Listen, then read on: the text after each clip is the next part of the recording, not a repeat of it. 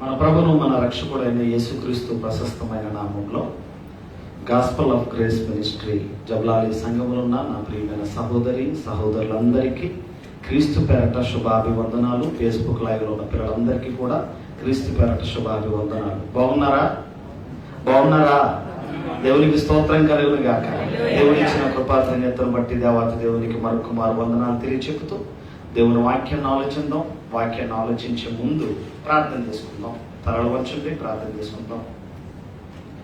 మహోన్నతుడు మహాగణుడు అయిన మా కన్న తండ్రి, కంటికి రెప్ప వలె మమ్ములను, మా కుటుంబాలను, మా సంఘాన్ని కాపాడుతూ మరొక దినాన్ని మా జీవితాలలో ఇచ్చి ఆ దినములో నిన్ను స్తుతించడానికి, నీ నామమును ఘనపరచడానికి నీవిచ్చిన కృపా ధన్యతను బట్టి నీకు వందనాలు తెలియచెప్తున్నాం. దేవా, ఇంతవరకు నీవు చేసిన మేలులు, ఉపకారములను తలంచుకొనుచు నిన్ను స్తుతించాము, నిన్ను కీర్తించాము, నిన్ను ఆరాధించాము.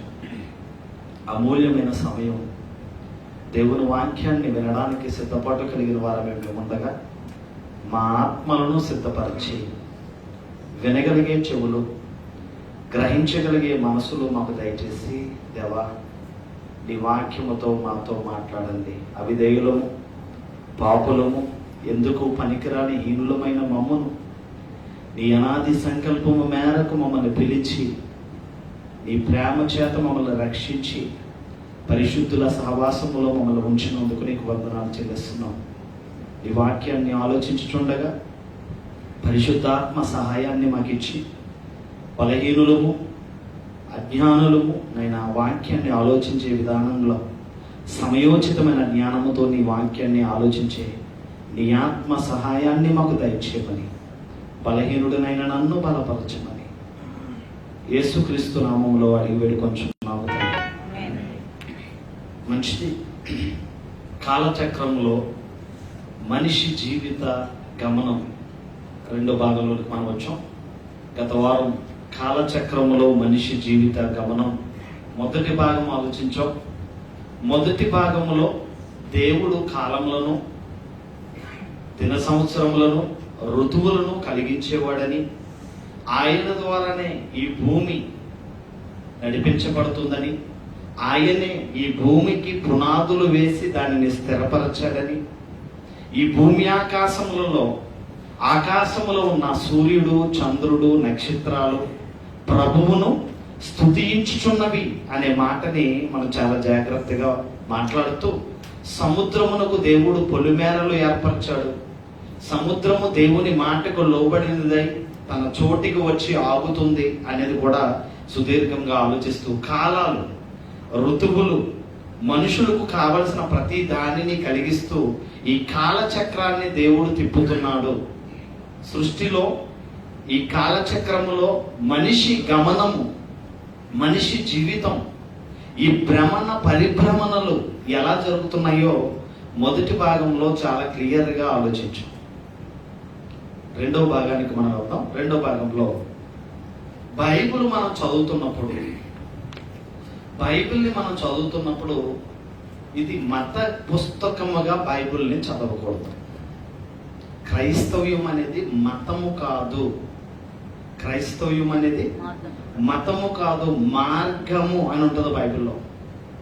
మార్గము, నిత్య జీవానికి తీసుకొని పోవు మార్గం, సమాధాన మార్గం, జీవమును కలిగించు మార్గం, సత్యమైన మార్గం అని ఉంటుంది తప్ప బైబిల్లో. క్రైస్తవ్యము మతము అనేది ఎక్కడ ఉండదు. చాలా మంది క్రైస్తవులకు తెలియక మనం అడిగామనుకోండి, మీరు ఏ మతం అమ్మా అని అడగగానే మేము క్రైస్తవ మతం అండి, మాది క్రైస్తవులు ఉండి మేము అని చెప్తూ ఉంటారు. క్రైస్తవ్యము మతము అన్నది బైబిల్లో ఎక్కడ, ఏ చోట, ఆదికాండము నుండి ప్రకటన గ్రంథం వరకు ఎక్కడ మతం అని లేదు. మనము విశ్వసిస్తున్నాము దేవుడు మనల్ని రక్షించిన రక్షకుడైన యేసుక్రీస్తుని గురించి ఆలోచిస్తే ఆయన అంటున్న మాట, నేనే మార్గము, నేనే సత్యము, నేనే జీవము అన్నాడు తప్ప మతం అని ఎక్కడ చెప్పబడి. బైబిల్ ఎప్పుడు చదువుతున్నప్పుడు మీరు మత పుస్తకంగా బైబిల్ దయచేసి ఎవరు చదవద్దు. ఇది దేవుని గ్రంథము, దేవుడు రాయించిన గ్రంథము. ఆ గ్రంథము మీరు చదువుతున్నప్పుడు దేవుడు నాతో మాట్లాడుతున్నాడు అన్న విధంగా మీరు చదవాలి. ఎప్పుడైనా సరే బైబిల్ చదువుతున్నప్పుడు, ఒంటరిగా కూర్చొని చదువుతున్నప్పుడు, దేవుని గ్రంథం ఇది పరిశుద్ధ గ్రంథం, ఈ పరిశుద్ధ గ్రంథాన్ని దేవుడు రాయించాడు, ఆ గ్రంథంలో దేవుడు నాతో మాట్లాడుతున్నాడు అన్న విధముగా ప్రార్థనాపూర్వకంగా బైబిల్ చదివితేనే అర్థమవుతుంది. కనుక బైబిల్ అనేది ఈ ప్రపంచాలను కలిగించడంలో, మానవ జీవితానికి ముడిపడినదిగా, మనుషులకు దిక్సూచి, ఒక గైడ్గా, మనుషులు ఏ విధంగా బ్రతకాలో నేర్పించే మనిషి బ్రతుకు పుస్తకముగా బైబిల్ ఉంది. కనుక బైబిల్ ఎప్పుడు కూడా ఇది పరిశుద్ధ గ్రంథము, దేవుని గ్రంథముగా మీరు చూడాలి. బైబిల్ ఆలోచిద్దాం. అసలే కాలచక్రములో మనిషి జీవిత గమనం ఏంటి, ఈ సృష్టి రహస్యమును గూర్చి, ఈ ప్రకృతిలో ఉన్న సమస్తాన్ని కలిగించిన వాడు ఎవరు, సృష్టికర్త ఎవరు అనేది మనం తెలుసుకోవాలి. మొదటిగా మనం ఆలోచిస్తే మనల్ని ఎవరు పుట్టించారు, ఈ ప్రకృతిలో ఉన్న ప్రతి దానిని కలగడానికి కారణం ఎవరు అనేది మనం ఆలోచించాలి. ఎగ్జాంపుల్గా మీరు చాలా జాగ్రత్తగా ఆలోచిస్తే ప్రతి దాని మీద కూడా కలిగించిన వాని పేరు ఉంటుంది. ఒక ఫోన్ ఉందనుకోండి, made in China, made in చాలా రకాల పేర్లు ఉంటాయి, యుఏఈ. ప్రతి వస్తువు మీద దానిని తయారు చేసిన వారు దాన్ని ఏం చేస్తారు, మేడ్ ఇన్ అని India, China, Japan, UK, Italy, ఇలాగా చాలా బ్రాండ్స్ వేసేస్తూ ఉంటారు. ఇక్కడ చాలా జాగ్రత్తగా ఆలోచిస్తే మనుషులుగా ఈ ప్రకృతిలో ఉన్న సమస్తము ఎలా వచ్చింది అనేది బిగ్ బ్యాంగ్ థియరీ కోసం నేను చెప్పుకొచ్చాను గత వారం. విశ్వ ఆవిర్భావం కోసం చెప్పుకొచ్చాను. మనిషి పుట్టుకను గురించి కూడా నేను చెప్పుకొచ్చాను. ప్రకృతిలో ఉన్న సకల విధములైన శాస్త్రాలు, చరిత్ర, శాస్త్రీయ గ్రంథాలుగా, పుస్తకాలుగా ఉన్న వాటి అన్నిటికీ కలగడానికి ముఖ్య కారణం ఆదికాండంలో ఉన్న 1వ అధ్యాయము, 2వ అధ్యాయము చదివితే ప్రకృతిలో సమస్తము కలిగించిన వాడు ఎవరో, సృష్టికర్త ఎవరో చాలా క్లియర్గా అర్థమైపోతుంది. కనుక మనం దేవుని గ్రంథాలను మనం చదువుతున్నప్పుడు పరిశుద్ధముగా, దేవుని యందు భయభక్తులు కలిగిన వారిగా, దేవుడు నాతో మాట్లాడుతున్నాడు అనే భావనతోటే బైబిల్ చదవాలి. కీర్తన గ్రంథాన్ని ఆలోచిద్దాం. కీర్తన గ్రంథం 40వ కీర్తన 5వ వచనాన్ని చదువు. కీర్తన గ్రంథము 40వ కీర్తన 5వ వచనం. ప్రధాన గాయకునికి దావీదు రాసిన కీర్తన, Psalms 40 chapter 5 verse.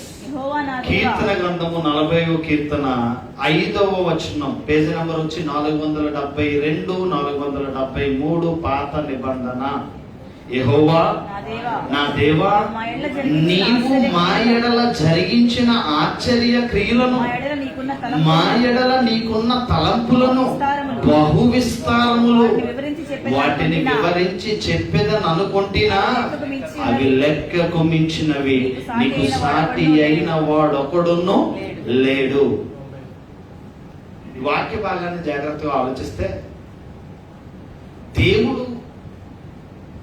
దేవుని పిల్లలుగా ఉన్న మన మీద ఆయనకున్న తలంపులను గూర్చి దావీదు తన గ్రంథములో రాస్తున్నాడు. ఏమని రాస్తున్నాడు అనేది ఆలోచిస్తే, దేవా నీవు మా ఎడల జరిగించిన ఆశ్చర్య క్రియలు, మా ఎడల నీకున్న తలంపులు బహు విస్తారము. మన లైఫ్ కోసం మనం చాలా ఎక్కువ ఆలోచిస్తూ ఉంటాం, తలస్తూ ఉంటాం. మనుషులు ఎక్కువ అనారోగ్యానికి పాలైపోవడానికి గల కారణం ఏంటంటే ఆలోచన. మనకు తెలుసు ఆలోచించడం వల్ల సమస్య తీరదని తెలిసి కానీ మనం ఆలోచించి ఆరోగ్యంగా ఉన్న మనం అనారోగ్యానికి గురైపోతూ ఉంటాం. ఇక్కడ జాగ్రత్తగా ఆలోచిస్తే, ఓకే మన గురించి మనం ఆలోచిస్తున్నామంటే ఒక అర్థం ఉంది. దేవుడు మన గురించి ఆలోచిస్తున్నాడా? దేవుడు మన గురించి తలస్తున్నాడా? తలంపులు మన ఎడల ఆయనకున్న తలంపులు బహు విస్తారము, వాటిని వివరించి చెప్పేదని అనుకుంటున్నా, అవి లెక్కకు మించిన విధముగా నీ ఆలోచనలు ఉన్నాయి. దేవుడు మన గురించి ఆలోచిస్తాడా? నీ గురించి దేవుడు ఆలోచించే అంత చరిత్ర ఉందా నీకు? నీ గురించి దేవుడు ఆలోచించే అంత ఆలోచన దేవునికి ఉందా? ఎందుకు దేవుడు ఆలోచిస్తాడు? దేవుడు ఎందుకు ఆలోచించాలి? దేవుడు నీ గురించి నా గురించి ఆలోచించే అంత గొప్పవారా మనుషులుగా మనం అని ఆలోచిస్తే, ఎవరి దేవుని రూపంలో దేవుని కుమారులుగా కుమార్తెలుగా మనల్ని పుట్టించుకున్నాడు దేవుడు. మనల్ని పుట్టించుకున్నాడు. మనం మన పిల్లల కోసం మనం ఆలోచిస్తామా? మంచి ఎడ్యుకేషన్ ఇవ్వాలి, మంచిగా వాడు ప్రయోజకుడు అవ్వాలి, వాడు ఆనందంగా ఉండాలి. వాడికి ఏ కష్టం, మనం కష్టపడతాం, మనకి చదువు లేదు, మనకి ఆస్తులు లేవు, అంతస్తులు లేవు, మనం సరిగ్గా చదువుకోలేదు, కానీ మనము మన పిల్లల కొరకు మనం ఎలా ఆలోచిస్తాం? నేను చదువుకోలేదు కానీ నా కొడుకు బాగా చదువుకోవాలి, నా కూతురు బాగా చదవాలి, నా పిల్లలు నేను కష్టపడ్డాను, నేను కష్టపడి వచ్చాను, నన్ను చదివించుకోలేరు, ఇదిగో నాకు దేవుడు స్తోమతలు ఇచ్చాడు, నా కొడుకుని నేను కష్టపడి చదివించాలి, వాడిని ప్రయోజకుడిని చేయాలి, వాడికి కష్టపడకుండా వాడికి మంచి ఇల్లు కట్టాలి, వాడికి కావలసిన ప్రతి ఈవిని నేను అందించాలి అని ప్రతి తల్లి తండ్రి ఏ విధంగా ఆలోచిస్తారో, మన పిల్లల కొరకు మనం ఎలా ఆలోచిస్తామో, ఇదిగో మన కొరకు దేవుడు అదే సుదీర్ఘమైన ఆలోచనలో ఉన్నాడట. దావీదు అంటాడు, దేవా యెహోవా నీవు మా ఎడల జరిగించు ఆశ్చర్యమైన క్రియలు, మా ఎడల నీకున్న తలంపులు బహువిస్తారం. ఆలోచన ఒకటే రెండు కాదండి, మన ఎడల దేవుడికి చాలా ఆలోచనలు ఉన్నాయి. తల్లిదండ్రుల నుంచి పిల్లల నుంచి తల్లిదండ్రులు ఏం కోరుకుంటారో తెలుసా? పిల్లల నుంచి తల్లిదండ్రులు కోరుకునేది ఏంటో తెలుసా? నా కొడుకు బాగుండాలి, నా వృద్ధాప్యంలో నా కొడుకు నన్ను చూడాలి, అదే కోరుకుంటారు. నీకేమి కోరుకోరండి వాళ్ళు. ఆస్తులు అడగరు, అంతస్తులు అడగరు, ఏమీ అడగరు. నేను వృద్ధాప్యంలో ఉండగా నా పిల్లలు నన్ను బాగా చూడాలి, అదే కోరుకుంటారు. కానీ దేవుడైతే మన ఎడల తనకున్న ఆలోచనలు బహువిస్తారం. వాటిని ఒకవేళ లెక్కించాలి, లెక్క పెట్టాలంటే అది ఎలా ఉన్నాయట? లెక్కకు మించి ఉన్నవి. నీకు సాటి అయిన వాడు ఒకడును లేడు. దేవుడిగా కొలువు చేయబడాలంటే దేవుడికి కొన్ని లక్షణాలు కావాలి. నేను చాలాసార్లు చెప్తాను. కలిగించిన వాడు సృష్టికర్త అయి ఉండాలి. లోకాలను నిన్ను నన్ను పుట్టించిన వాడై సృష్టికర్తగా సర్వేశ్వరుడిగా లోకాలను పాలించేవాడిగా దేవుడు ఉండాలి.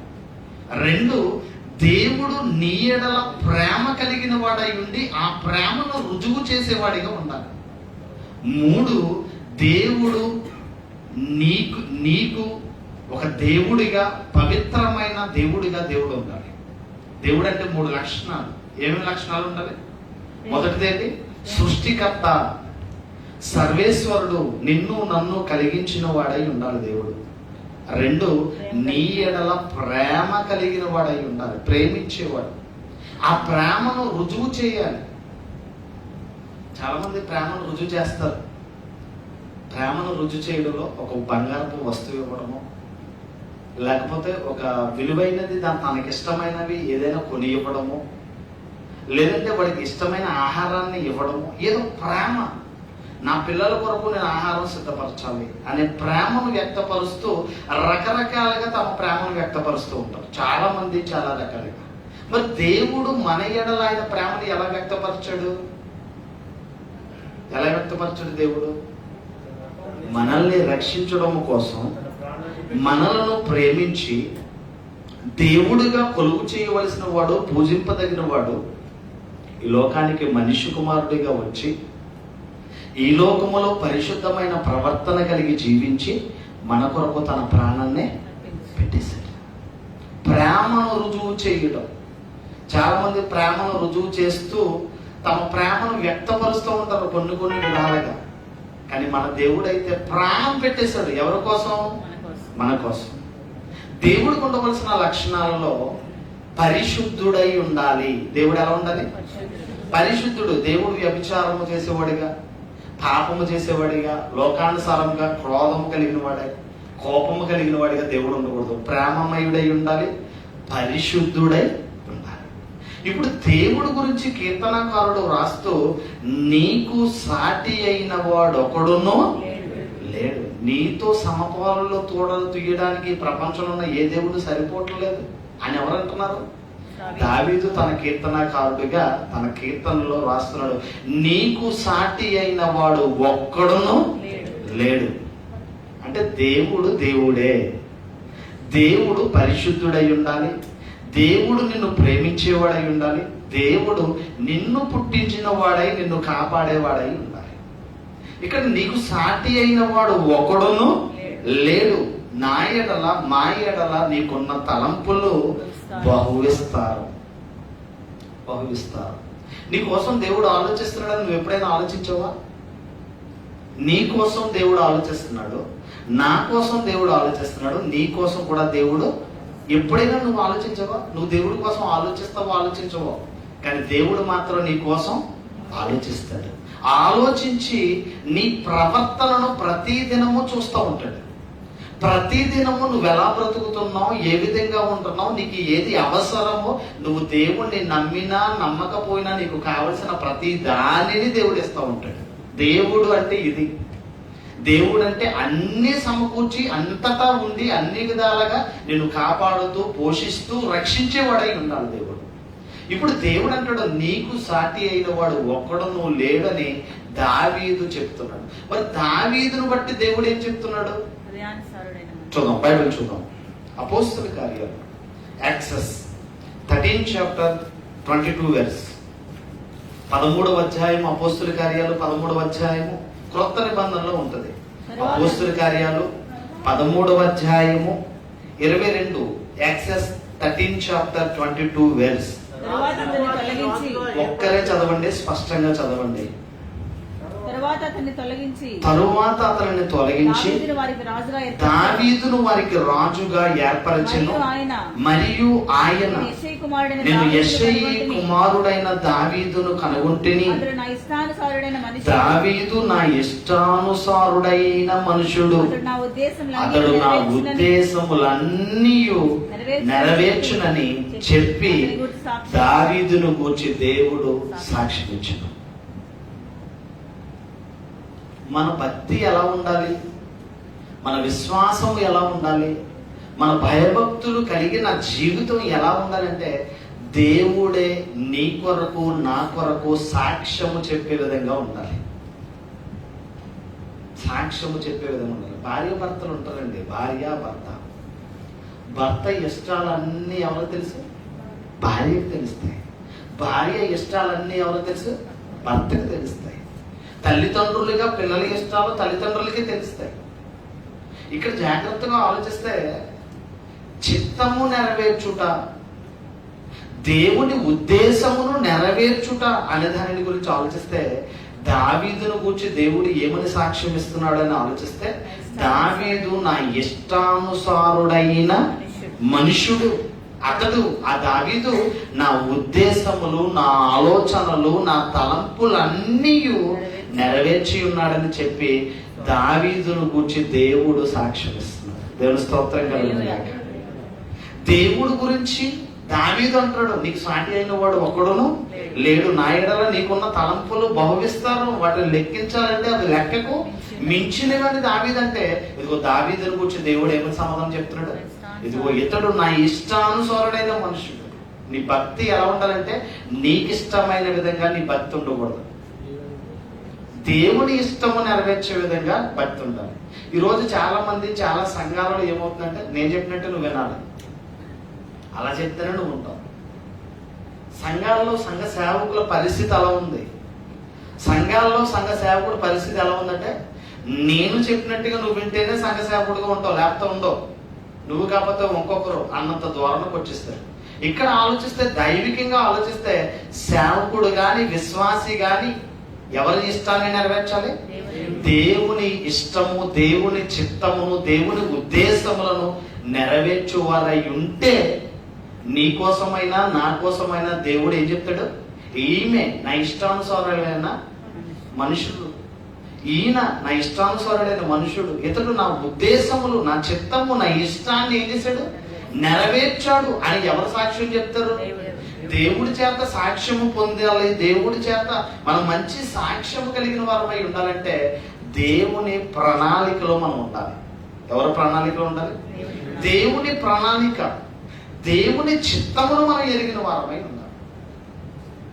దేవుని ప్రణాళిక, దేవుని చిత్తమును ఎరిగిన వారమై మనుషులను పుట్టించుట వెనుక దేవుని ఉద్దేశం, దేవుని చిత్తం, దేవుని సంకల్పం ఏంటి అనేది మనం ఆలోచించవలసిన వారమై ఉన్నాం. ఈ లోకంలో మనుషులు చేస్తున్నది ఒకటి, దేవుడు పుట్టించిన పర్పస్ ఒకటి, బ్రతుకుతున్న విధానం ఒకటి. అసలు దేవుడు మనల్ని ఎందుకు పుట్టించాడు? మనల్ని పుట్టించడం వల్ల దేవుని ఆలోచన ఏంటి? ఎప్పుడైనా మనం ఆలోచిస్తే మనం ఎందుకు బ్రతుకుతున్నాం? పుట్టుట గిట్టుట కొరకే. తినడము, తిరగడము, సుఖించడము, బ్రతకడం, ఇదే జీవితం, ఇదే అనుకుంటే అది వ్యర్థమైపోద్ది. అసలు దేవుని ఉద్దేశం ఏంటో అపోస్తలుడైన పౌలు గారు ఎఫెసీయులకు రాసిన పత్రికలో అమూల్యమైన మాట మనకు చెప్తున్నాడు. ఒకసారి అందరూ బైబిల్ తీయండి. ఎఫెసియన్స్ 1:4. ఎఫెసీయులకు రాసిన పత్రిక, ఎఫెసీయులకు రాసిన పత్రిక 1వ అధ్యాయము 4 నుండి 6 వచనాల్ని మనం ఆలోచిస్తే, ఎట్లనగా తన ప్రియుని యందు తాను ఉచితముగా మనకు అనుగ్రహించిన తన కృపా మహిమకు కీర్తి కలుగునట్లు తన చిత్త ప్రకారమైన దయా సంకల్పము చెప్పున యేసు క్రీస్తు ద్వారా తనకు కుమారులుగా స్వీకరించుటకై మనలను ముందుగా తన కోసం నిర్ణయించుకొని మనము తన ఎదుట పరిశుద్ధులను నిర్దోషులై ఉండవలెనని జగత్తు పునాది వేయబడక మునిపే ప్రేమ చేత ఆయన క్రీస్తులో మనలను ఏర్పరచుకున్నాడు. దేవుని అనాది సంకల్పం, దేవుని ఉద్దేశం. మనం చాలా రకాలుగా ఆలోచిస్తామండి. ఒక ఇల్లు కట్టుకోవాలనుకోండి, ఒక బిల్డింగ్ కట్టుకోవాలంటే మనం ఏం చేయాలి? మొదట ఏమండి, ఒక స్థలం కొనుక్కొని ఆ స్థలములో మనం ఇల్లు కట్టడానికి సరిపడా డబ్బుని సమకూర్చి, ఆ సమకూర్చిన డబ్బుతో సకల విధములైన వస్తువులన్నీ కొనుక్కుని పని ప్రారంభిస్తాం. అలా కాకుండా స్థలం లేకుండా, మెటీరియల్ లేకుండా ఇల్లు కట్టాలంటే అది కుదరని పని. ఇక్కడ కూడా దేవుడి ఆలోచన, సృష్టి ఏమీ లేనప్పుడు, ప్రకృతి అనేది ఏది లేనప్పుడు దేవుని ఉద్దేశం, దేవుని ఆలోచన ఎలా ఉందంటే, నాకు భూమి మీద నా కొరకు నా పిల్లలు కావాలి. ఆ పిల్లలు వాళ్ళ జీవితాన్ని బట్టి నాకు పేరు ప్రతిష్టలు తేవాలి, కీర్తి, వాళ్ళ ద్వారా నాకు కీర్తి రావాలి. వాళ్ళు నా కొరకు బ్రతకాలి. నా ఎదుట వాళ్ళు ఎలా బ్రతకాలో తెలుసా? పరిశుద్ధులుగా, నిర్దోషులుగా బ్రతకాలి. నేను పుట్టించిన నా పిల్లలు నా ఇష్టాన్ని నెరవేర్చాలి. అది దేవుడి సంకల్పం. ఎప్పుడు దేవుడు ఆలోచన? జగత్తుకు పునాది వేయబడక మునుపు ఆలోచన. జగత్తు పునాది వేయబడి ఎంతకాలమైంది? సుమారుగా 1500 సంవత్సరాల క్రితం అన్నాడు. ఒక సైన్స్ ప్రకారంగా ఆలోచిస్తే, సృష్టి యావత్తులో కూర్చో ఆలోచిస్తే 1500 సంవత్సరాల క్రితం, 1500 సంవత్సరాల క్రితం దేవుని ఉద్దేశం ఏంటి? నాకు భూమి మీద నాకు పిల్లలు కావాలి. చూడండి, చక్కగా చదువుతాం.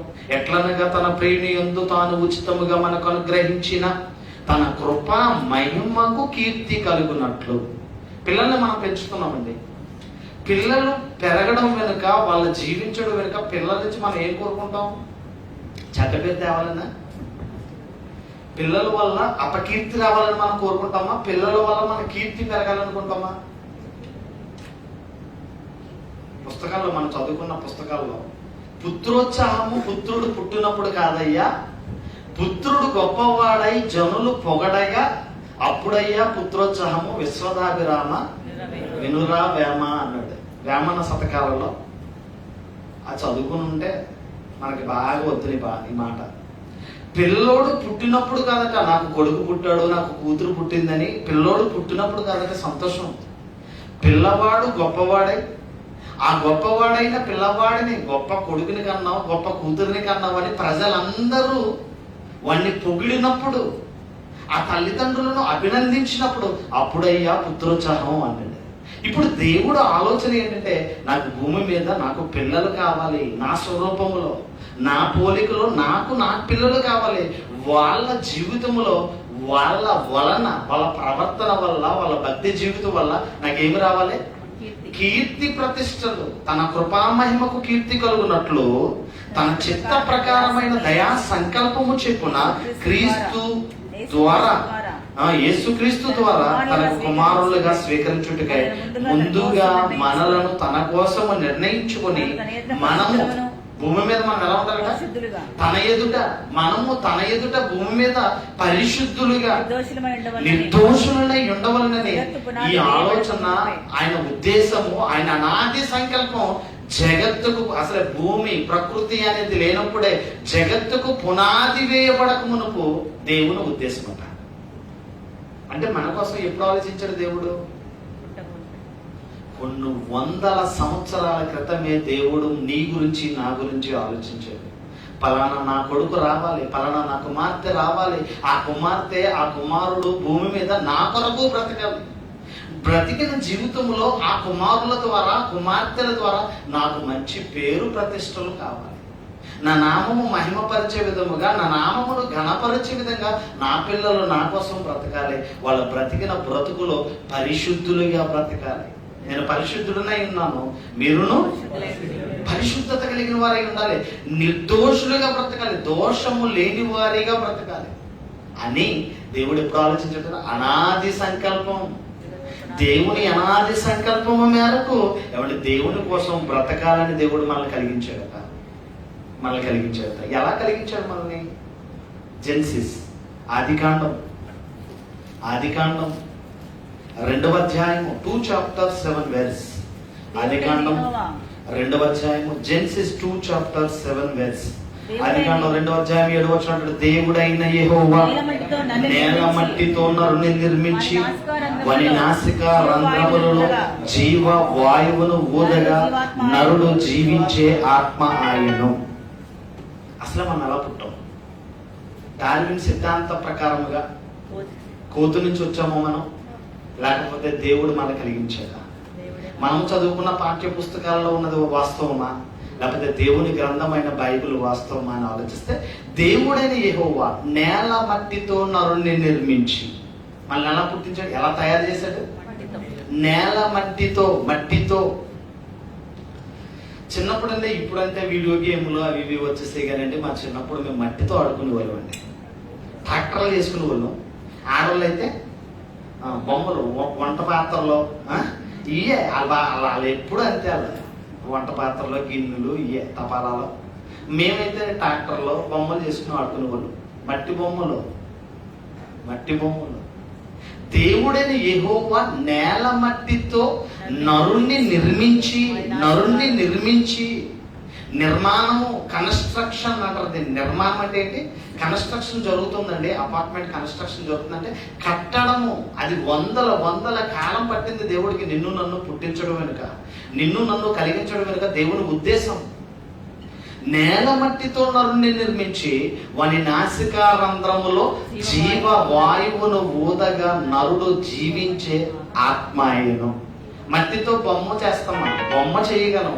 బొమ్మ చేసిన మనం ఆ మట్టి బొమ్మను జీవము కలిగిన విధంగా మనం చేయగలమా?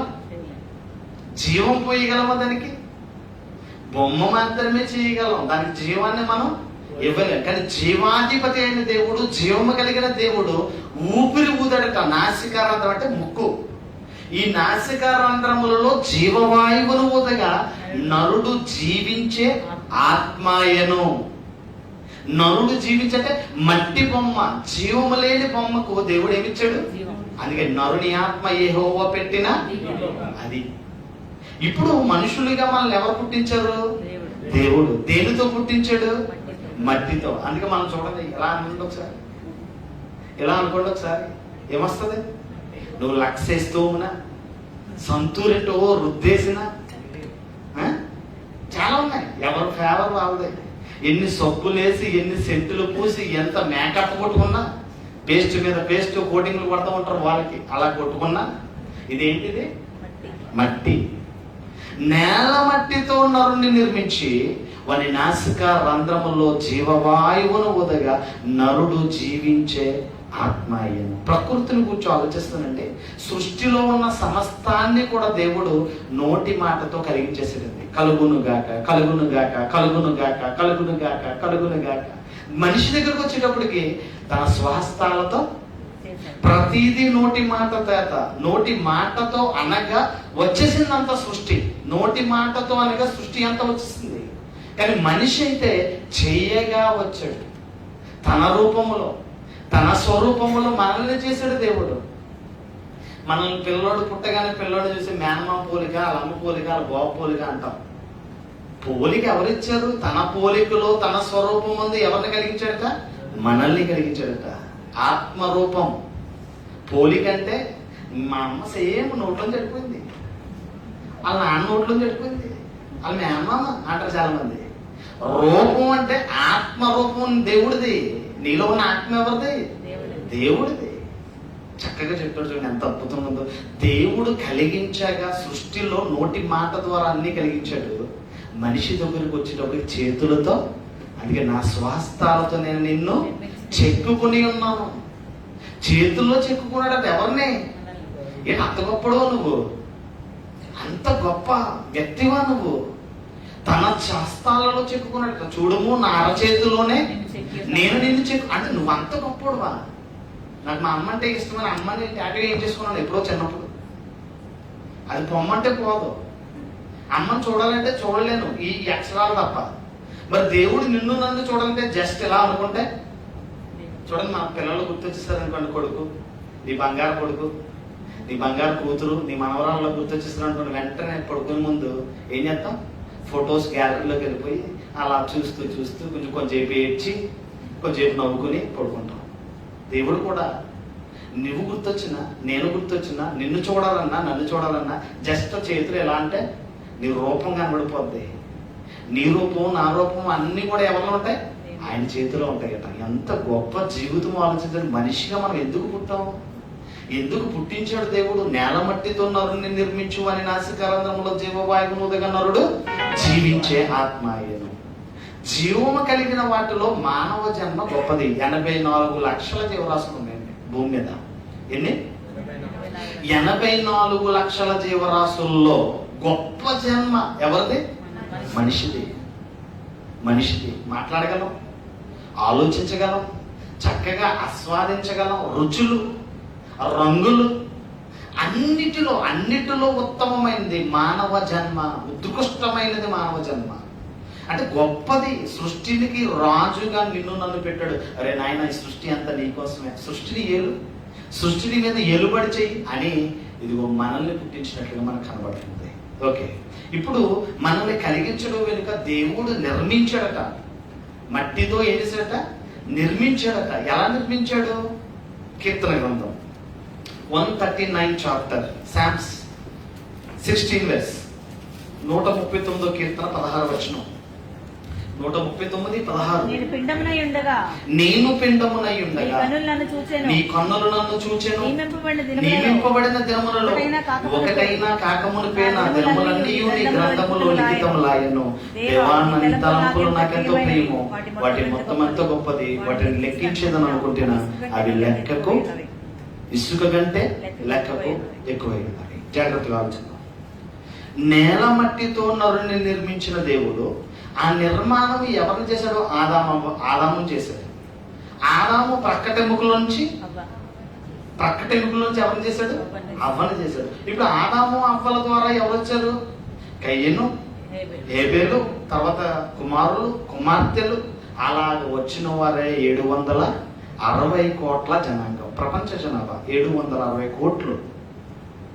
ఈ 760 కోట్ల మంది కూడా ఇప్పుడు ఎలా తయారవుతున్నారు, ఎలా నిర్మిస్తున్నాడు అని ఆలోచిస్తే 16 వచనం చెప్తాడు, నేను పిండమునై ఉండగా నీ కన్నులు నన్ను చూచెను. నియమింపబడిన దినములలో ఒకటైనను కాకమునిపై నా దినములన్నీ నీ గ్రంథములో లిఖితములైన. దేవుడు నువ్వెప్పుడు పుట్టాలో, నువ్వెప్పుడు కాలం చేయాలో అన్నీ కూడా దేవుడు తన గ్రంథములో ఎప్పుడో రాసేసుకున్నాడు. చాలా మంది రాతండి అంటారు. చాలా మంది మన హైందవ సోదరులు ఈనాడు రాశాడని అనుకుంటున్నాం. దేవుడు కూడా రాసుకున్నాడు. ఎప్పుడు నువ్వు పలానా టైంలో పుట్టాలి, నువ్వు నా కొరకు బ్రతకాలి, నా పని నువ్వు చేయాలి, పలానా టైంలో నువ్వు వచ్చేయాలన్న ఆలోచన ఎప్పుడు? తల్లి గర్భములో పిండమునై ఉండగా నేను ఎవరు చూస్తున్నారు? తల్లిదండ్రులకు తెలియదండి. అసలు ప్రెగ్నెంట్ అన్నది ఒక అమ్మాయి, ఒక స్త్రీ గర్భవతి అన్నది ఎప్పుడు తెలుస్తుంది? సుమారుగా 3 నెలల తర్వాత తెలుస్తుంది. నెల 2 నెలలు 15 డేసా? లేదు, నెల రోజుల తర్వాత తెలుస్తుంది అండి. నెల 2 నెలలు పడుతుంది టైం. తల్లి గర్భంలో వామిటింగ్స్ వస్తుంటే ఆ నెలసరి కార్యక్రమం ఆగిపోతే అప్పుడు తెలుస్తుంది. 15 రోజులు కాదు, నెల రోజుల తర్వాత నెలసరి రాకపోతే ఏంటి రావట్లేదు అని హాస్పిటల్కి వెళ్తే అప్పుడు తెలుస్తుంది. అప్పుడు టెస్ట్ చేయంతే తెలుస్తుంది ఈవిడ గర్భవతి. తల్లి గర్భములో పిండముగా అంటే నీకు సైన్స్, వైద్య శాస్త్రం నీ పుట్టుకను గూర్చి బైబిల్లో ఎంత అద్భుతంగా రాయించాడంటే, ఇదిగో నేను పిండమునై ఉండగా అంటే మొట్టమొదటి ఎవరు చూస్తున్నారు? నన్ను. అది దేవుడు ఎందుకు చూడాలి? తల్లి గర్భములో ఉండగా ఎందుకు చూడాలి నిన్ను? నువ్వు ఎలా ఉన్నావు, నీకు ఎప్పుడు పుట్టావు, ఎప్పుడు ఏ కళ్ళు వచ్చాయి, ప్రతిదీ చూడండి. ఇక్కడ ఎండింగ్ లో అంటున్నాడు, ఒక్కటైనను కాకమునిపే నా దినములన్నీ నీ గ్రంథములో లిఖితములాయను. అక్కడ కింద ఫుట్నోట్లో ఒక్కటైనను కాకమునిపే నా అవయములు దినదినము నిరూపింపబడుచుండగా ఇదిగో ప్రతిదీ నీ గ్రంథములో. నా కొడుక్కి కళ్ళు వచ్చాయి, నా కూతురికి చెవులు వచ్చాయి, నా కొడుక్కి మూత వచ్చింది, బొగ్గులు వచ్చాయి అని ప్రతి అవయవాన్ని గురించి ఎక్కడ రాసుకోవడంట? అంత గొప్పడు నువ్వు, అంత గొప్ప జీవితం అనేది. ఆలోచించండి, దేవుడు ఎంత గొప్పగా నన్ను పుట్టించాడు. అంటే కాలచక్రములో మనిషి గమనం, ఎందుకు పుట్టాం, అసలు మనం ఎందుకు బ్రతుకుతున్నాం అనేది అర్థం కాకుండా అయిపోయిందండి. 9 నెలలు దేవుడు గర్భంలో ఏం చేస్తాడు? నిర్మిస్తాడు. తల్లికి ఏం తెలియదు పాపం, కప్పుకోవడం తెలుసు, ట్యాబ్లెట్లు మింగడం తెలుసు, తినడం తెలుసు అంతే, బాధపడడం తెలుసు అంతే. కానీ లోన ఏం జరుగుతుందో ఎవరికి తెలియదు.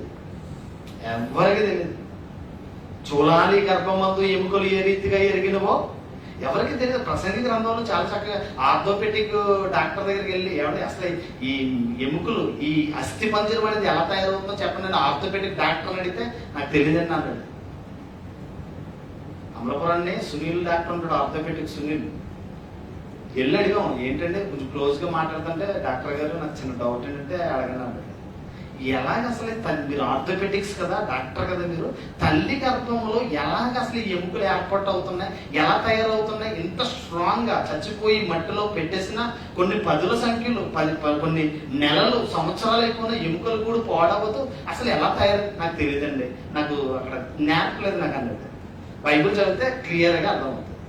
చూలాలి గర్భంలో నువ్వు నిరూపింపబడుతుండగా మొట్టమొదటి చూసింది ఎవరట? దేవుడు అట. ఒక్కటైన ప్రతి అవయవము తయారవుతున్నప్పుడు దేవుడు నన్ను చూచాడట. అంటే నీ మీద దేవుడికి ఎంత ప్రేమ ఉందో ఆలోచించండి. ఎందుకు నిన్ను పుట్టించాడు, ఎందుకు నువ్వు బ్రతుకుతున్నావు అని ఆలోచిస్తే సామెతల గ్రంథంలో ఆలోచించండి. ప్రోవెర్బ్స్ 16వ అధ్యాయం 4వ వచనం, 16 చాప్టర్ 4 verse. ప్రోవెర్బ్స్ సామెతల అందరం తీని తల్లి, సామెతల గ్రంథం 16వ అధ్యాయం 4వ వచనం. యెహోవా ప్రతి వస్తువును దాని పని నిమిత్తము కలుగజేసాను. ఏమనుంది? యెహోవా ప్రతి వస్తువు దాని పని నిమిత్తము. కీబోర్డ్ ఉంది ఎందుకు? మంచి మ్యూజిక్ ఇవ్వడానికి.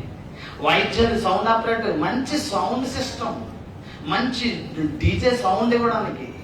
ఫ్యాన్ ఎందుకు ఉంది? చక్కగా తిరుగుతూ గాలిని ఇవ్వడానికి. ఏసీ ఎందుకు ఉంది? చల్లటి గాలి ఇవ్వడానికి. బట్టలు ఎందుకు వేసుకుంటున్నావు? వస్త్రాలకు రక్షణ, దేహానికి రక్షణ. ఎందుకు తింటున్నావు? ఆరోగ్యం కోసం తింటున్నావు. అంటే ప్రతి వస్తువును గురించి నువ్వు ఆలోచిస్తే ప్రతిదీ దాని పని నిమిత్తం దేవుడు ఏం చేశాడట? కలిగించేసాడట. మరి నువ్వెందుకు? నిన్నెందుకు పుట్టించాడు? నువ్వెందుకు పుట్టావు? ఎందుకు పుట్టారండి మీరు? ఎందుకు పుట్టారండి? తినడానికా? తిరగడానికా? సుఖంగా ఎంజాయ్ చేయడానికా ఈ భూమి మీదకి వచ్చింది నువ్వు? ఎందుకు పుట్టావు నువ్వు? నేను ఎందుకు దేవుడు పుట్టించాడు? ఎందుకు పుట్టించాడు దేవుడు? ప్రతి దానిని దాని పని నిమిత్తం దేవుడు కలిగిస్తే ఎందుకు పుట్టావు? ఎందుకు చచ్చిపోతున్నావు? ఎందుకు బతుకుతున్నావు? ఎందుకు అర్ధాంతరంగా చచ్చిపోతున్నావు? ఎందుకు పుట్టామండి మనం? మన పని చేసుకోవడానిక? మన పని మనం చేసుకోవడానిక? మన పిల్లల్ని మనము పెంచడానిక? మనము ఇల్లు కట్టుకోవడానికి, ఆస్తులు సంపాదించడానిక దేవుడు నిన్ను నన్ను పుట్టించింది. ఎందుకు పుట్టించాడో చెప్పాడు చూడండి. ఎఫెసీయులకు రాసిన పత్రిక చూద్దాం. ఎఫెసియన్స్ 2:10 ఎఫెసీయులకు రాసిన పత్రిక రెండవ అధ్యాయము. ఎఫెసీయులకు రాసిన పత్రిక 2వ అధ్యాయము 10వ వచనం చదువుతుంది. అద్భుతమైన మాట రాశాడు దేవుడు. అపోస్తలుడైన పౌలు గారి ద్వారా, పరిశుద్ధాత్మ ద్వారా ఎఫెసీ సంఘానికి రాస్తూ 2వ అధ్యాయం 10వ వచనం చెప్తాడు. మరియు వాటి యందు దేవుని వాక్యమునందు మనము నడుచుకొనవలనని దేవుడు ముందుగా సిద్ధపరిచిన పనులు, సత్క్రియలు, మంచి పనులు చేయాలని మనము, ఇదిగో మన రక్షకుడును మన ప్రభువైన యేసుక్రీస్తు ద్వారా సృష్టింపబడిన వారమై ఇదిగో దేవుడు చేసిన పని అయి ఉన్నాము. దేవుని స్తోత్రం కలిగిన గాక. ఎందుకు పుట్టించాడట? మళ్ళా చదవండి.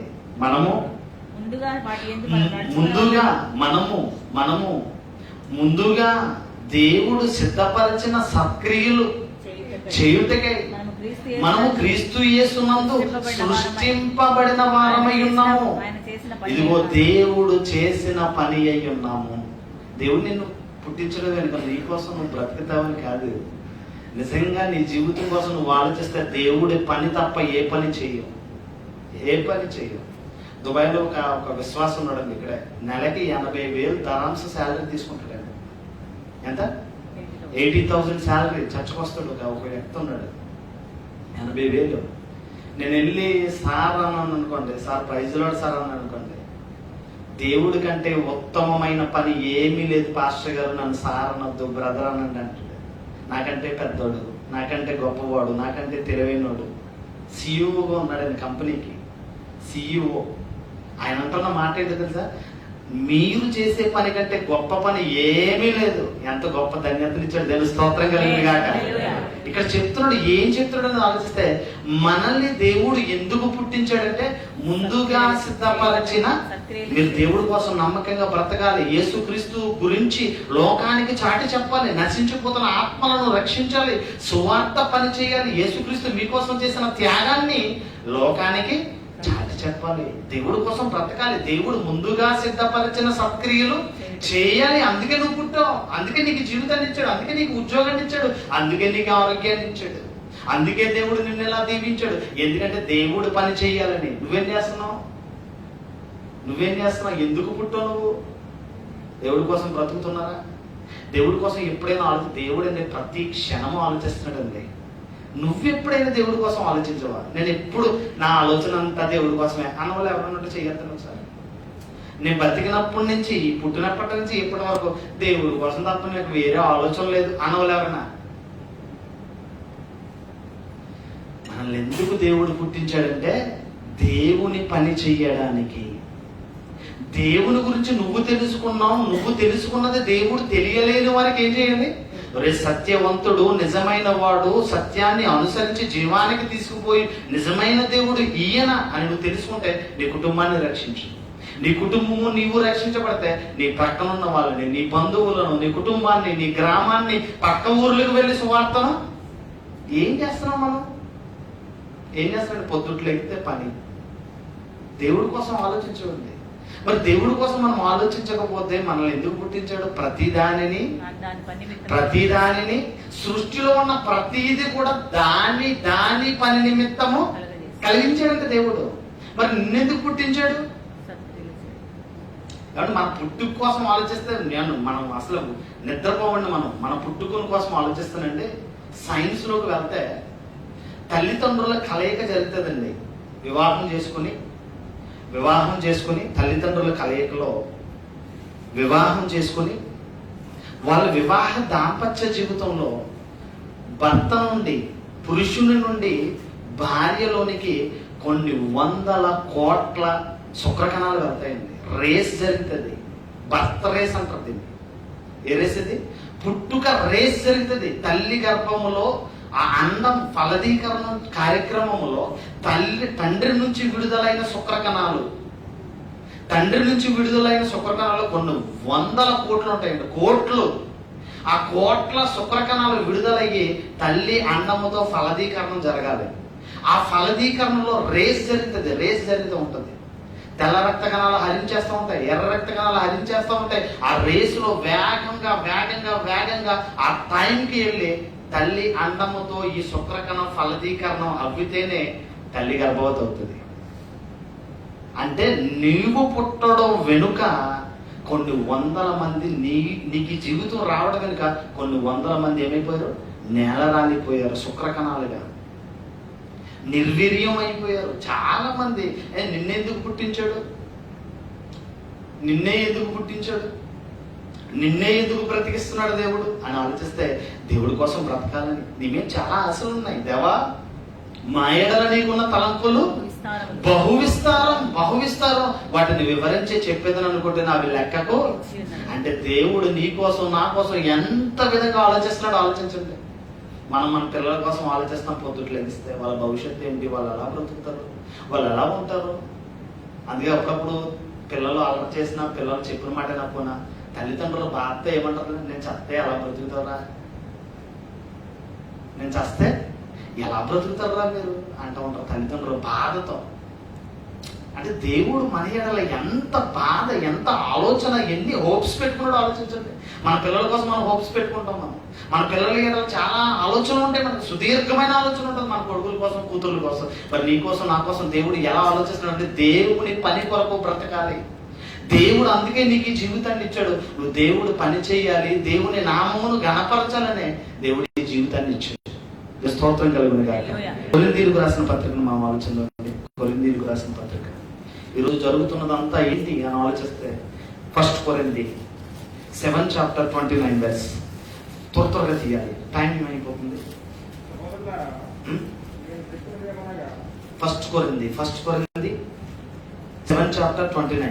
సహోదరులారా, నేను చెప్పినదేమనగా కాలము సంకుచితమై ఉన్నది, కాలము సంకుచితమై ఉన్నది గనుక ఇక మీద భార్యలు కలిగిన వారు భార్యలు లేనట్టుగాను, ఏడ్చువారు ఏడవనట్టుగాను, సంతోషపడవారు సంతోషపడనట్టుగాను, కొనువారు తాము కొనున్నది తానే కానట్టుగాను, ఈ లోకము అనుభవించువారు అమితముగా అనుభవించుకున్నట్టును ఉండవలను. ఎలయనగా ఈ లోకపు నటన గతించుచున్నది. ఇది కాలము సంకుచితమై ఉన్నది. సంకుచితం చాలా తక్కువ జీవితం ఇది. మనిషి జీవితం ఎప్పుడో 100 సంవత్సరాలు ప్లానింగ్ చేస్తాము. ఫ్యూచర్ ప్లానింగ్ అంటుందండి. ఫ్యూచర్ ప్లానింగ్ సంపాదిస్తాం అంటాం. మనకి, మన పిల్లలకి కొంతమంది ఉంటారు, కొంతమంది కోటీశ్వరులు అంటాం కదా, కోటీశ్వరులు, బిలియనియర్ ఏదో ఈ సంపాదించిన ఆస్తి మనం మాట్లాడుతున్నాడు. ఒకడు ఎంతో సంపాదించాడు, ఆడు రోజుకి సుమారుగా ఎన్ని కోట్లు, ఎన్నో మిలియన్స్ ఖర్చు పెట్టినా ఆడు 30 సంవత్సరాలు ఖర్చు పెడతారు కానీ తరగని ఆస్తి అంట. తరతరాలకు సంపాదించేస్తున్నారు ఆస్తిని. ఇక్కడ చెప్తాడు కాలము చాలా చిన్నది. నువ్వు బతుకుతున్నావు, ఎవరెవరి కోసం బతుకుతున్నావు? నీ భార్య కొరకు, నీ పిల్లల కొరకు, నీ కుటుంబం కొరకు. ఎంత అద్భుతంగా అండర్లైన్ చేసుకోండి ఈ మాట. కాలము సంకుచితమై ఉన్నది కనుక ఇక మీదట భార్యలు కలిగిన వారు భార్యలు లేనట్టుగాను, నాకులాగా ఏడ్చేవారు ఏడవనట్టుగాను, సంతోషపడువారు సంతోషపడనట్టుగాను, కొనువారు ఏదైనా వస్తువులు కొంటున్నారా, వజ్రాలు, బంగారాలు, వెండి, డబ్బులు, విలువ కలిగిన భూములు కొనువారు తాను కొన్నది తమది కానట్టుగాను, ఈ లోకములో అనుభవించేవారు ఈ అమితముగా అనుభవింపనట్టును ఉండవాలని. ఎలయనగా ఈ లోకపు నటన గతించిపోతుంది. నటన ఇదేంటంట, ప్రపంచం అంతా ఒక తెర అయితేనంట. తెర ఏమంటారు దాన్ని? ప్రపంచం అంతా ఒక పెద్ద స్క్రీన్ అయితే ఆ స్క్రీన్ మీద నువ్వు నేను ఏంటి? నటీనటులు. నాటక రంగం. ఏ రంగం ఇది? నాటక రంగం. నాటకాలు ఏమవుతాయి? నాటకం తెరలా ఉంటుంది, తెర పైకి లేస్తుంది, కొంచెంసేపు నాటకం ఆడతారు, తర్వాత ది ఎండ్ క్లోజ్ అయిపోయింది, శుభం.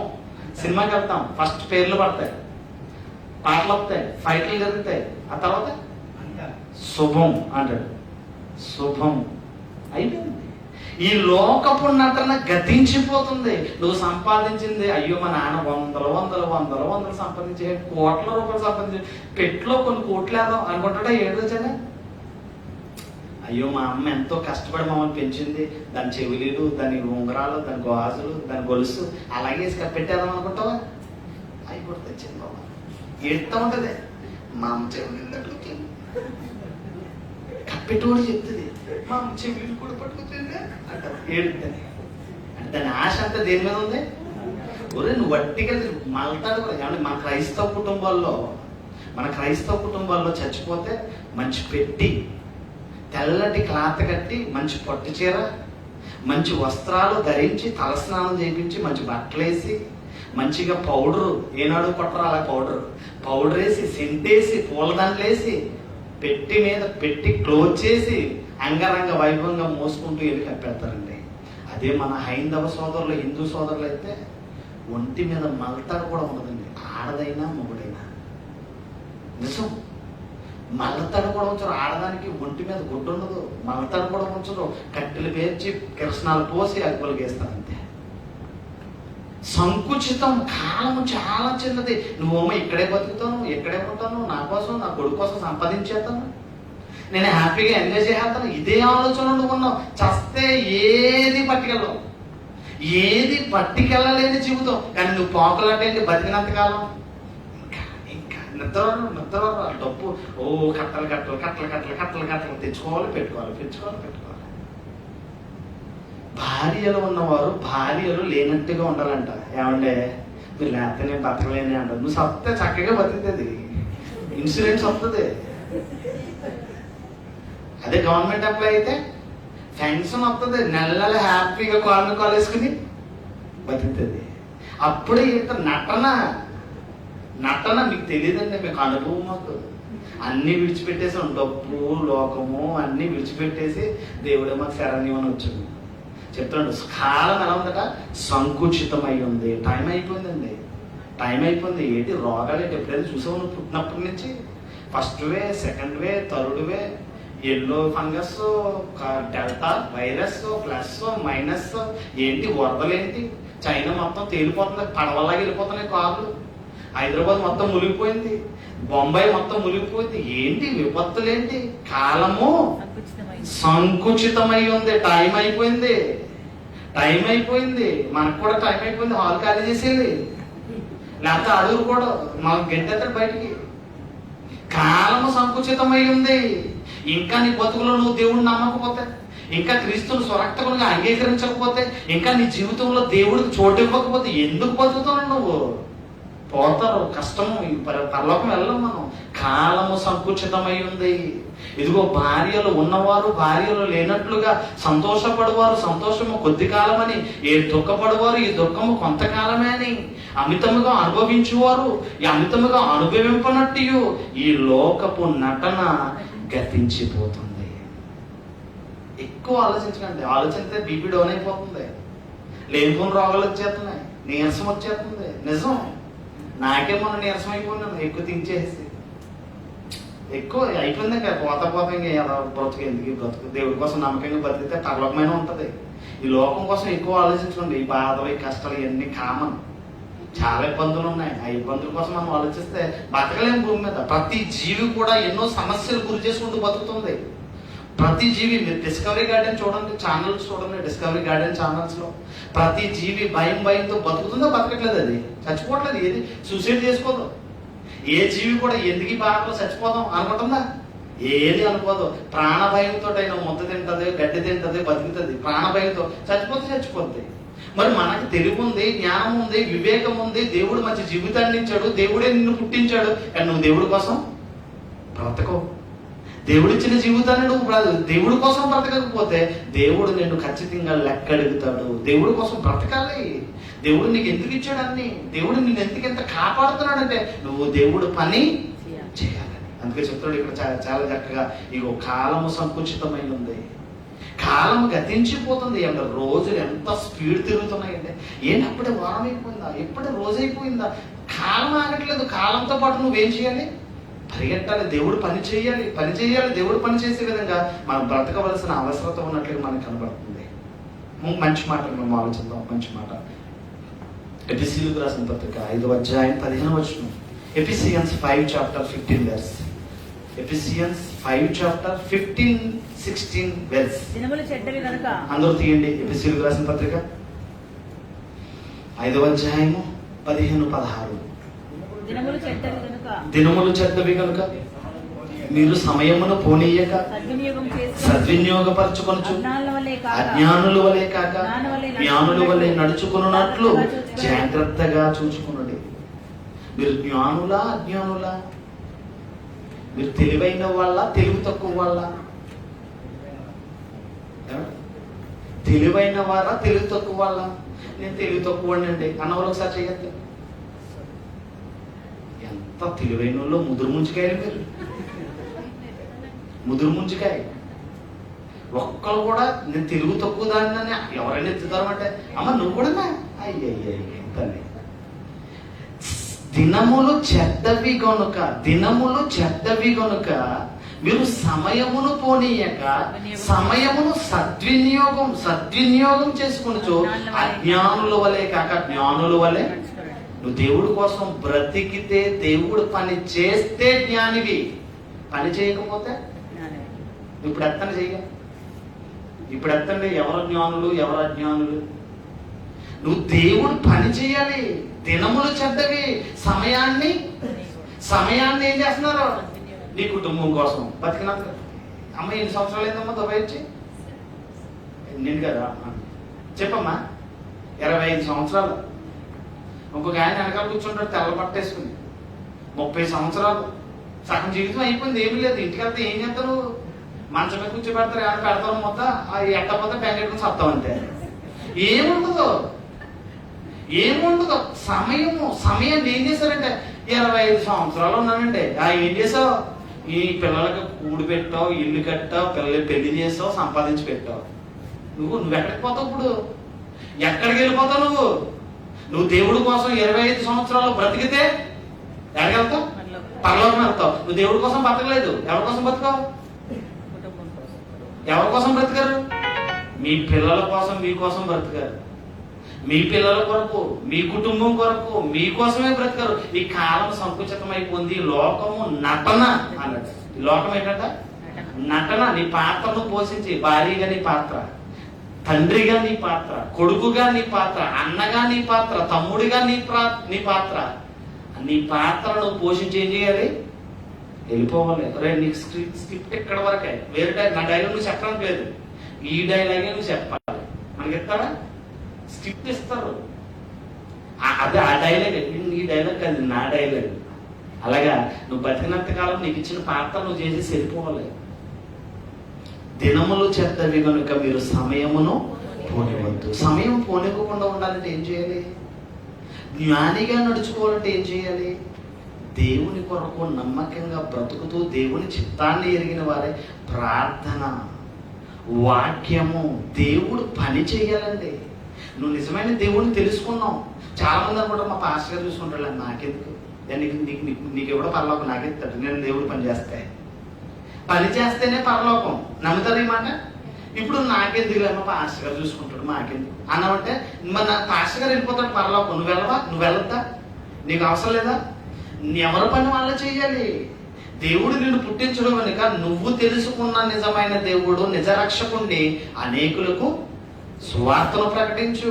వెళ్ళు, సువార్తను ప్రకటించు, నువ్వు వాక్యం ప్రకటించు. నమ్మినవాడు నమ్మనివాడు చెప్పడం నీ ధర్మం. నేను చెప్పేస్తున్నాను ఇక్కడ.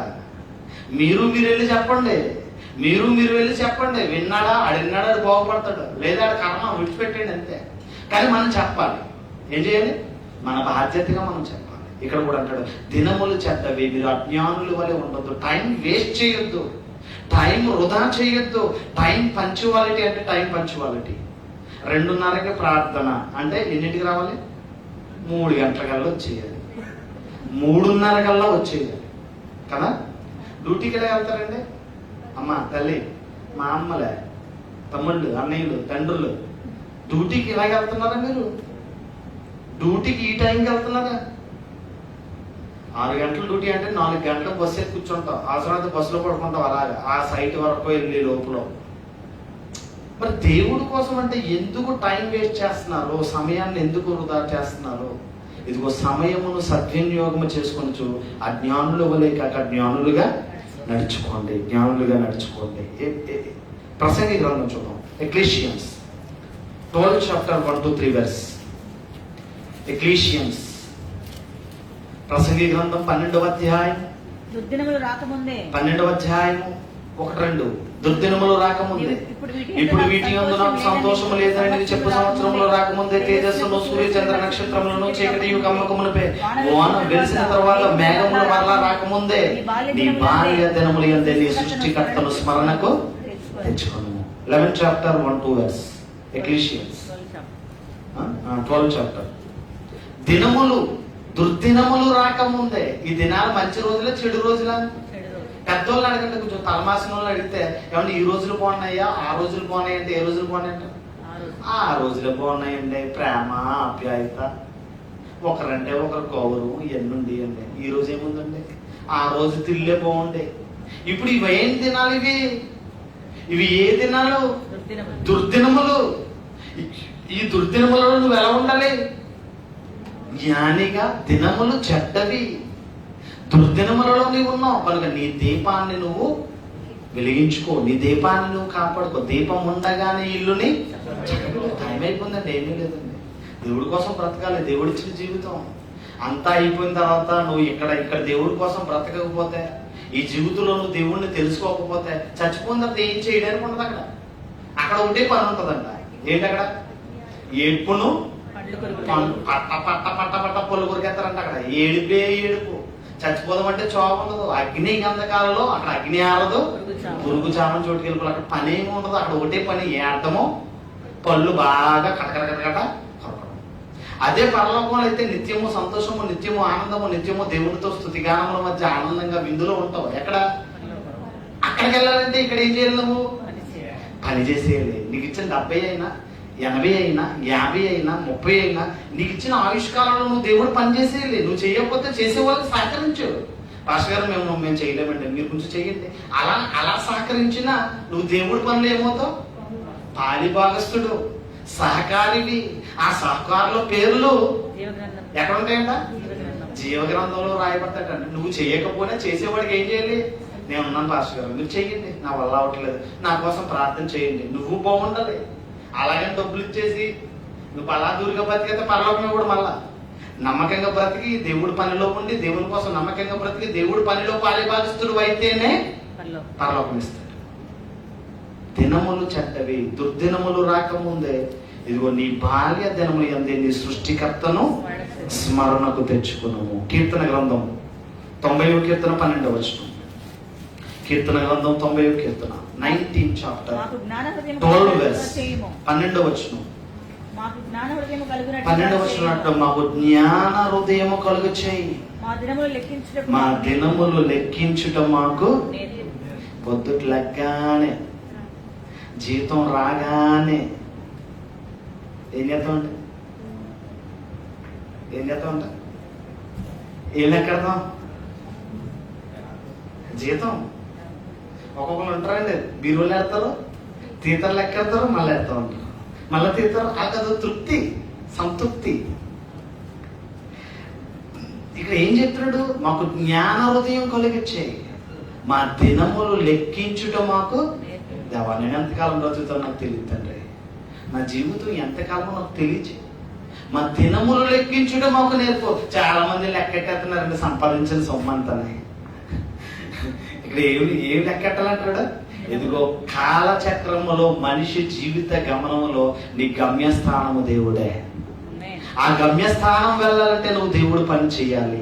ఆ గమ్యస్థానం వెళ్ళాలంటే దేవుడు పని చేస్తూ నీ దినములను నువ్వు లెక్క పెట్టుకోవాలి. నువ్వు ఏవో లెక్కెడతావు తప్ప నీ దినాలు ఎప్పుడు లెక్కెట్టావు. బర్త్డే, పుట్టినరోజు అనగానే అలా హ్యాపీ బర్త్డే, నా పుట్టినరోజు ఇవ్వాలా అంటాడు.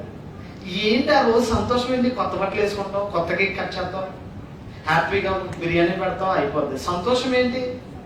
నిజంగా ఆలోచిస్తే నీ జీవితంలో ఒక సంవత్సరం అయిపోయింది. నువ్వు చావుకు దగ్గరలో ఉన్నావు.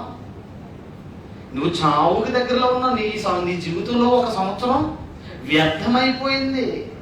పుట్టినరోజు చేసుకునే వాళ్ళు, పుట్టినరోజు, పెళ్లి రోజు, అన్నీ సెలబ్రేషన్సే. పుట్టినరోజుకి విందే, చచ్చిపోయినా పెళ్లికి విందే, చావుకి.